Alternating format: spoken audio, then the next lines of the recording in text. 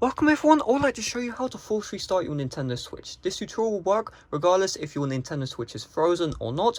Let's get started. So all you need to do is just hold down the power button and keep on holding it down until you see the screen go black. So you may see this prompt, this is not what I'm looking for. You just want to see the Switch completely go black, and then once this is done, release the power button, wait 3 seconds, and then tap the power button again.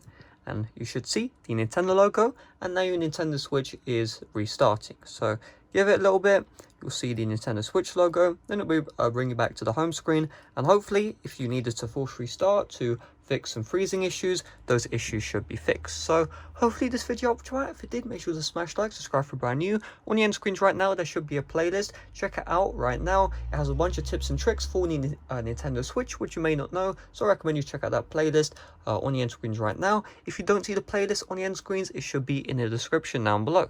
Make sure to leave a like if you haven't already, subscribe for brand new. See you guys later, bye bye.